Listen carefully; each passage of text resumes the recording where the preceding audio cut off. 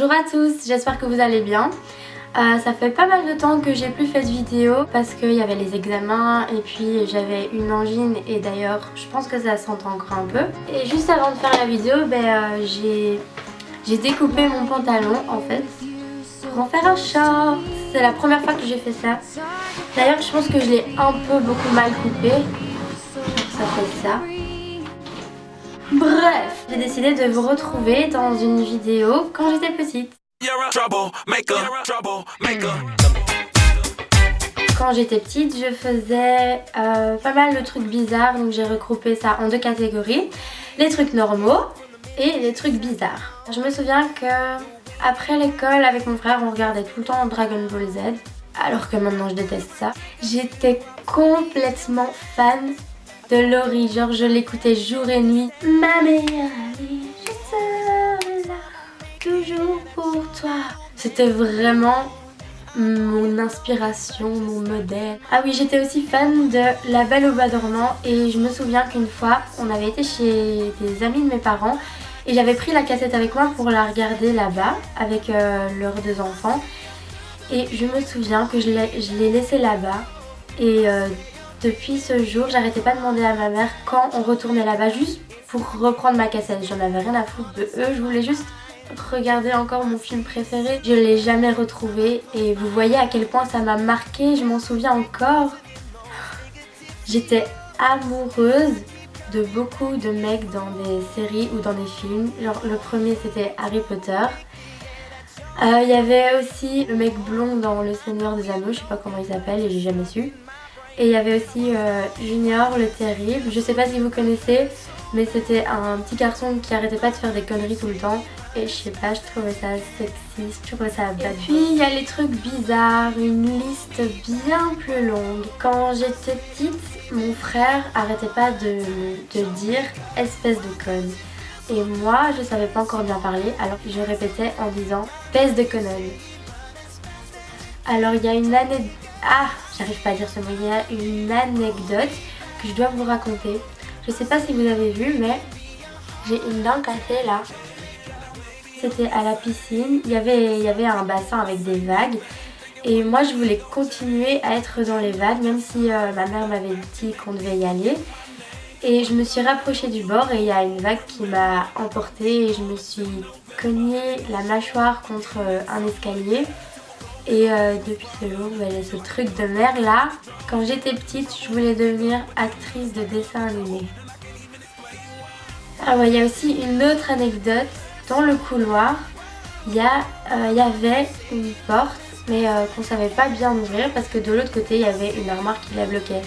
Et moi, je voulais vraiment essayer de... Je pense que je devais m'ennuyer vraiment ce jour-là parce que j'ai essayé de rentrer, de pousser la porte pour essayer de rentrer.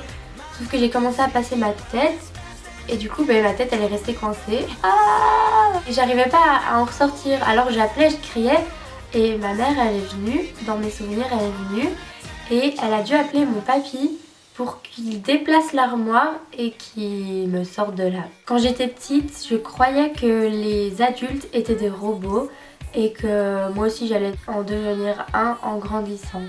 Je sais pas ce que j'avais mangé ou ce que j'avais regardé avant de penser ça. Ah oui, aussi j'avais un ami imaginaire. Oui, vous allez me dire que c'est normal, mais non, parce que moi mon ami imaginaire c'était la meuf dans L'Exorciste. Je suis complètement tarée. Je me souviens que j'avais regardé un film d'horreur et en fait j'avais un lit double. Je dormais en bas mais en fait j'avais tout le temps peur qu'elle vienne passer sa tête. J'avais imaginé un scénario qu'elle le fasse pour pas qu'elle me tue ou quoi, j'étais devenue amie avec. Mon amie imaginaire c'était la meuf de L'Exorciste.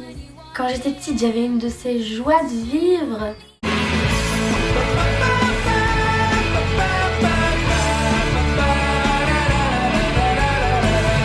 Mais bon, des fois je souriais vraiment.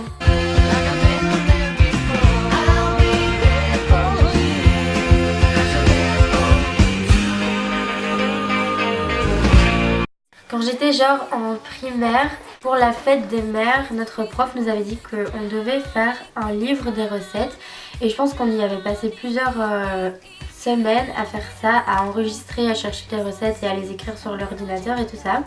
Donc ça a donné ce petit cahier, mais il y a quand même pas mal écrit dedans.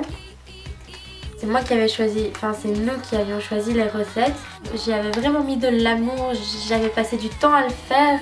J'étais super contente du résultat. Ma mère ne l'a jamais utilisé. Ça m'a brisé le cœur. J'avais même écrit un petit poème au début. S'il m'arrive quelquefois d'avoir un rêve qui me fait peur, maman chérie, c'est dans tes bras que je retrouve la douceur. Oh, je t'aime même. Oh. Par contre, je savais vraiment pas dessiner. J'avais même écrit, enfin ici il est écrit de Margot l'escargot pour maman. Vous voyez, c'est un escargot. C'était mon surnom. J'espère que cette vidéo n'aura pas été trop courte au montage. J'espère qu'elle vous aura plu aussi. Si vous avez aimé, n'oubliez pas de liker.